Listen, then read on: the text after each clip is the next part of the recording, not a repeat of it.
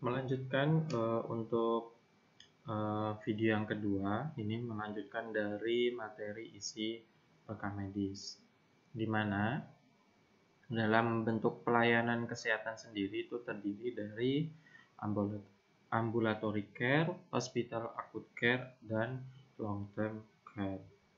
Nah, apa sih itu ambulatory care? Yaitu pelayanan rawat jalan kedokteran, seperti itu.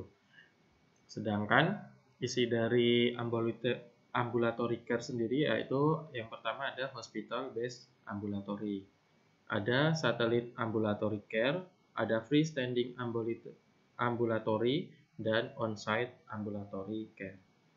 Nah, yang kedua tadi ada hospital acute care, yaitu pelayanan atau kondisi yang akut atau cedera yang memerlukan tindakan operasi segera. Namanya saja sudah akut, berarti perlu penanganan segera. Nah, yang ketiga ada long term care, yaitu pelayanan jangka panjang yang menyediakan fasilitas perawatan dan rehabilitasi dengan length of stay. Jadi di sini sudah mengarah ini berarti pelayanan yang ada di rumah sakit gitu. Nah, jenis dari long term care sendiri adalah long term care sendiri dan rehabilitation care. Nah, untuk long term care ini dibedakan lagi menjadi nursing home, home care, the hospice care, dan respite care.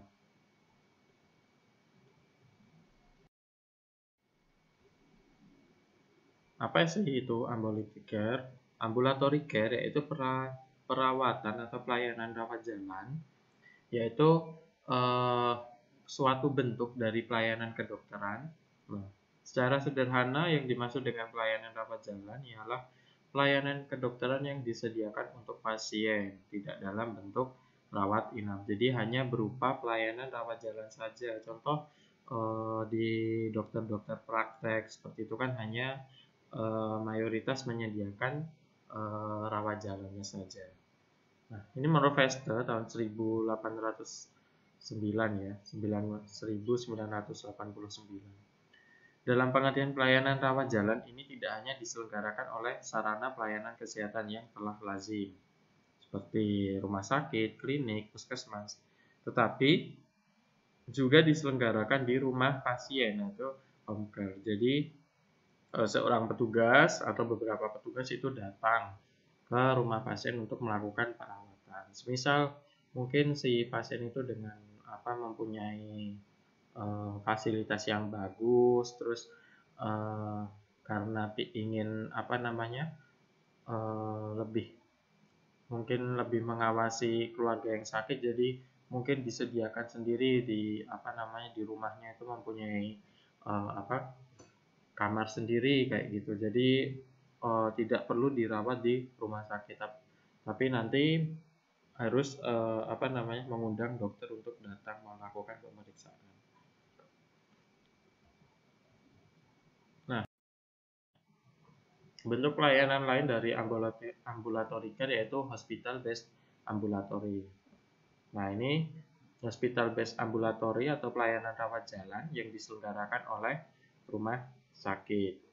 Nah, dibedakan menjadi 4, ada ancillary service, ada organized outpatient depth atau primary care center, ada emergency depth, ada ambulatory surgery facilities. Depth-nya ini adalah departemen ya, atau instalasi. Nah, apa sih ancillary service? Yaitu pelayanan rujukan, yakni melayani pasien yang dirujuk oleh sarana kesehatan lain. Jadi di ancillary service ini adalah merupakan bentuk pelayanan di mana sebuah vaskes itu mau menerima dari rujukan, baik itu dari vaskes ataupun dari pelayanan perurangan dokter umum kayak gitu ya. Kalau organized outpatient department, di mana saja outpatient itu adalah rawat jalan, itu berarti pelayanan rawat jalan paripurna. Di sini sudah mengadakan pelayanan spesialis. Jadi ketika ada pasien ya ditentukan berdasarkan spesialis mana kira-kira yang dibutuhkan pasien. Misal pasien mengalami radang pada tenggorokan, otomatis ya dimasukkan ke spesialis THT kayak gitu. Ada emergency department, yaitu pelayanan kesehatan pada pasien yang memerlukan pelayanan segera, yaitu instalasi gawat darurat ya. Nah, terus yang keempat ada ambulatory surgery facilities, yaitu pelayanan pasien bedah, tapi tidak non rawat inap di sini, hanya untuk bedah ringan, mungkin seperti operasi katarak kayak gitu kan, termasuk pembedahan, tapi bukan yang harus dirawat inap.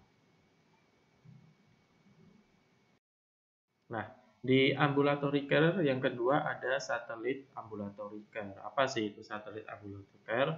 Adalah pelayanan yang diberikan kepada pasien yang tidak dirawat sebagai pasien rawat inap di luar rumah sakit. Jadi ini pelayanannya itu diberikan kepada pasien yang tidak dirawat sebagai pasien rawat inap di luar rumah sakit. Nah, fungsi dari dan tujuan dari pelayanan ini yaitu untuk memberikan pelayanan rawat jalan di luar rumah sakit kepada masyarakat yang membutuhkan pelayanan. Ini bisa disebut sebagai pusling ya. Kalau di puskesmas itu ada puskesmas keliling kayak gitu kan. Jadi kan perawatannya itu di luar dari fasilitas kesehatan. Bisa juga kalau di rumah sakit juga sudah banyak yang melakukan visit kayak gitu. Jadi melakukan apabila ada panggilan, pasien mungkin memerlukan perawatan di rumah, atau pasien mungkin tidak berkehendak di rumah sakit, inginnya dirawat di rumah, bisa memanggil.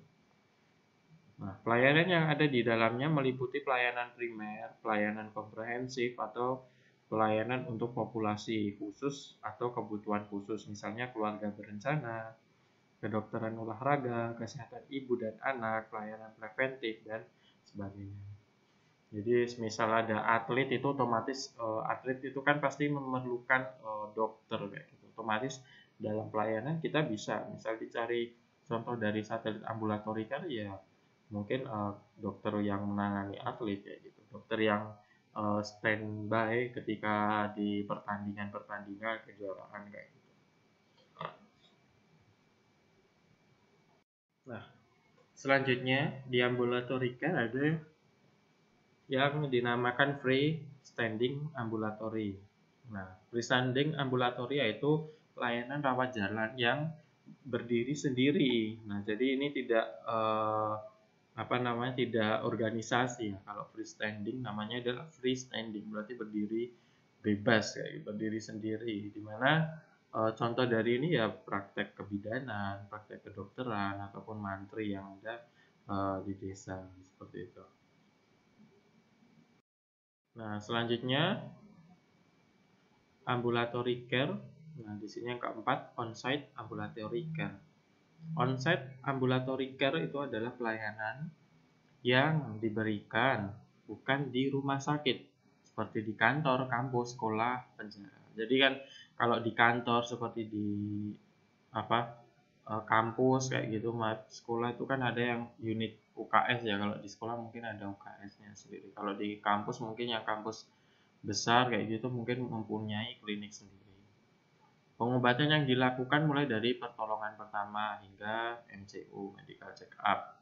Kasus seperti pemeriksaan fisik karyawan baru, penanganan stres kayak gitu. Itu dinamakan on-site.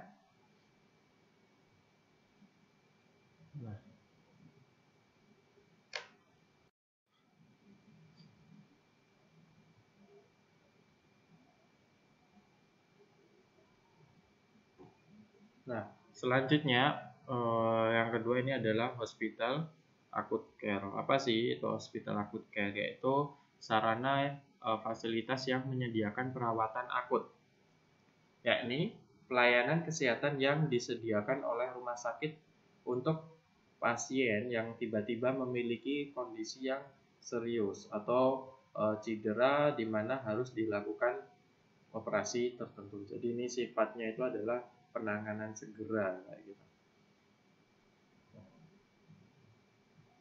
Acute Care Facilities atau disingkat ACVS ini ya, ACVS itu menyediakan berbagai pelayanan perawatan kesehatan termasuk layanan tambahan darurat, dan perawatan untuk kondisi kritis, bedah kebidanan, dan sebagainya. Nah, fungsi dari perawatan medis akut yaitu untuk mengobati kondisi yang menyakitkan atau penyakit dan mengembalikan orang ke dalam keadaan semula, yaitu keadaan sehat sebelum episode akut itu terjadi. Jadi tujuan ini adalah yaitu untuk mencegah terjadinya mungkin cacat bawaan gitu. Jadi prinsipnya hampir sama dengan pelayanan di IGD. Harus dilakukan segera untuk menolong jiwa.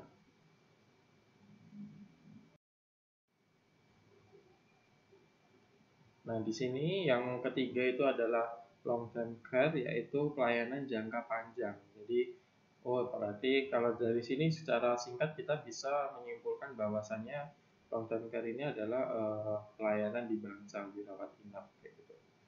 Nah, ini biasanya loss-nya ini lebih dari 30 hari. Nah, kalau loss-nya udah lebih dari 30 hari, bisa aja ini menjadi pelayanan rawat inap di rumah sakit jiwa gitu kan. Pasien di rumah sakit jiwa itu kan loss-nya tinggi-tinggi. Pelayanan jangka panjang dibagi menjadi ada long term care, asuhan jangka panjang, dan ada rehab, asuhan rehabilitasi.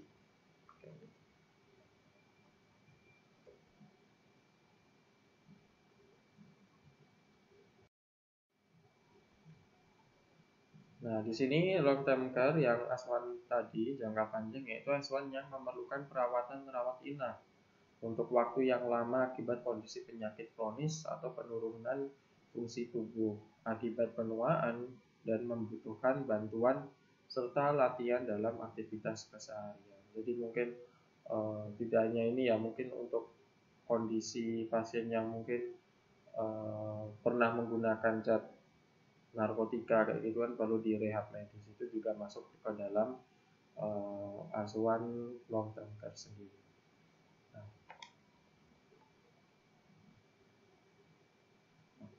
jenis pelayanannya itu bisa meliputi nursing home, itu bisa pelayanannya itu dilakukan di rumah, home care, di hospice care, dan respite care.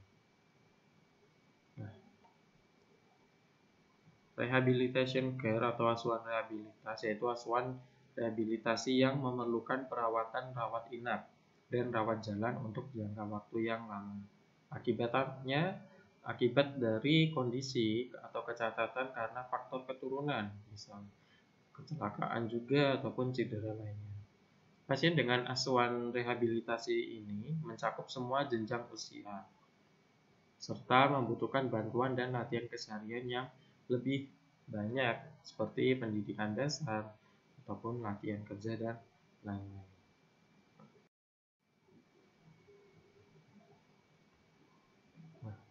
Yang kedua, ini nursing home, ini merupakan istilah umum yang digunakan untuk fasilitas asuhan kesehatan yang ditunjukkan untuk orang tua. Biasanya untuk orang tua ya, misal mungkin perlu perawatan ya orang tuanya, mungkin karena zaman sekarang tuh mungkin karena tidak ada yang di rumah ataupun anaknya sibuk bekerja sehingga orang tuanya dipanggilkanlah perawat yang datang ke rumah.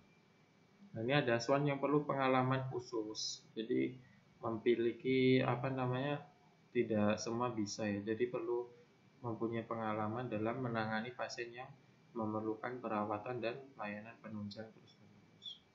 Ada asuhan yang hanya memerlukan perawatan dan pelayanan penunjang terbatas atau intermediate care.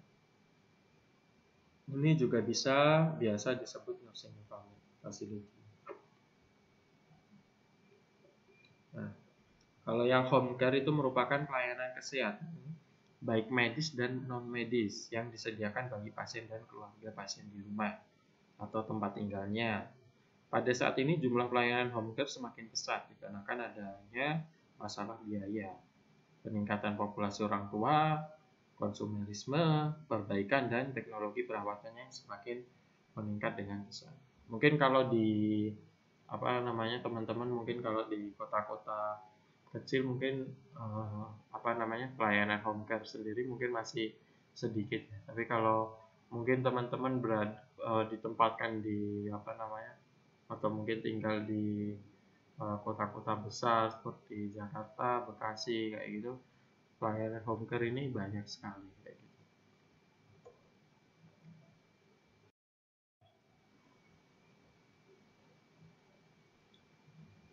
Selanjutnya, hospice care ini merupakan fasilitas asuhan jangka panjang yang memberikan perawatan alternatif bagi pasien yang mendekati ajalnya. Biasanya ini lebih cenderung ke arah keagamaan kayak gitu.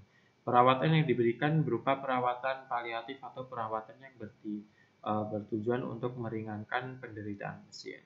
Jadi membuat apa ya, spiritualnya itu kuat kayak gitu. Selain itu perawatan yang diberikan juga berupa dukungan psikososial, spiritual untuk pasien dan keluarganya. Kalau ini ya hospice care ini tidak hanya untuk pasien tapi juga untuk keluarganya. Pihak keluarga biasa diberi sokongan sebelum dan sesudah kematian pasien. Perawatan diberikan oleh tim antar disiplin di tempat tinggal pasien atau di rumah sakit. Hampir semua pasien hospice ini memiliki seorang petugas perawatan primer. Jadi perawatnya itu ya itu saja, misal apa namanya dilakukan oleh perawat A ya itu oleh dokter A ya itu. Terutama yang bertugas menjaga pasien di rumahnya. Nah, perawatan hospice care ini dibagi menjadi dua, yaitu yang pertama mulai dari saat pasien atau keluarganya masuk hingga meninggal. Jadi ketika pasien itu masuk sampai meninggal, mungkin waktu masuk sudah dalam kondisi yang uh, sudah mungkin apa namanya di luar ini ya, di luar kemampuan dokter kayak gitu, atau mungkin dokternya sudah apa namanya sudah tidak memiliki jalan keluar lagi kayak gitu bisa, atau keluar dari dan atau keluar dari program hospice. Kedua, mulai dari saat masuknya anggota keluarga pasien yang ditinggalkan pada hari setelah kematian atau duka hingga anggota keluarga pasien tersebut keluar dari program hospice. Jadi kalau yang pertama itu saat pasiennya itu masuk sampai meninggal hingga keluar. Kalau yang kedua itu bisa ketika pasiennya itu mungkin sudah meninggal kayak gitu. Sampai nanti uh, pihak keluarganya mungkin sudah mulai tenang, sudah mulai bisa menerima, baru nanti bisa apa namanya keluar dari layanan hospice care. Selanjutnya di respite care. Nah, respite care itu asuhan yang diberikan kepada seseorang yang hidup dalam masyarakat untuk memberikan kesempatan istirahat bagi anggota keluarganya yang biasanya memberikan perawatan. Terdapat dua kategori dalam asuhan respite care, yaitu pelayanan di rumah seperti nursing home, pembantu home health yang disediakan oleh Visiting Nurse Association. Yang kedua bisa pelayanan di luar rumah seperti nursing home, adult daycare center 8 jam sehari dan 5 hari seminggu.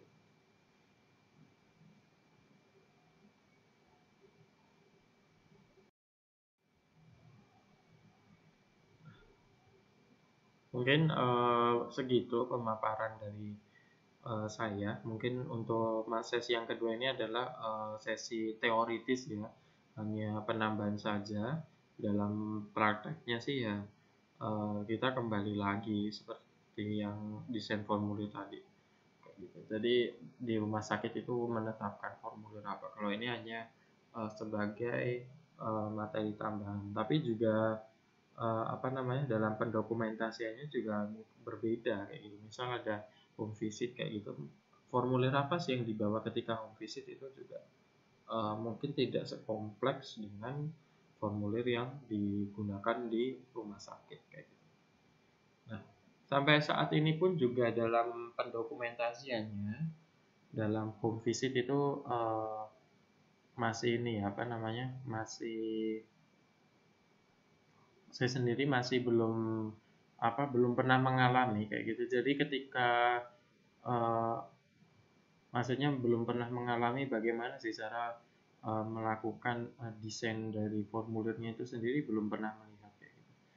Kalau yang saya pahami ketika di puskesmas, yaitu ketika home visit itu kan sudah ada di aplikasi Piker kayak gitu. Dari puskesmas sendiri tidak ini ya, tidak membawa apa formulir kayak gitu. Mungkin membawa pun saya juga kurang tahu. Jadi ini mungkin bisa seperti apa ya, suatu pemikiran bagaimana sih formulir yang digunakan dan bagaimana nanti cara aspek desainnya untuk formulir yang digunakan di luar rumah sakit kayak gitu, serta nanti pendokumentasiannya seperti apa.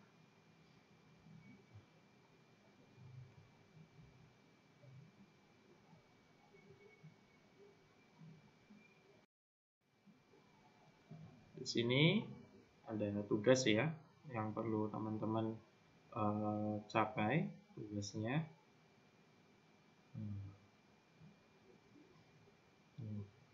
Tugasnya belajar dan berusaha. Belajar dan berusaha menjadi pribadi yang bermanfaat terutama bagi teman di kampus.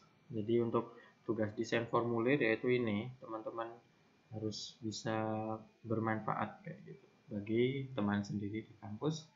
Terima kasih apabila ada salah kata ataupun kurangnya pengetahuan saya dalam memberikan apa namanya ilmu kayak gitu, mohon dimaafkan. Dan apabila ada kekurangan dan teman-teman apa namanya bisa membenarkan, bisa memberikan referensi yang lebih bagus kayak gitu, besar harapan saya untuk teman-teman berdiskusi kayak gitu.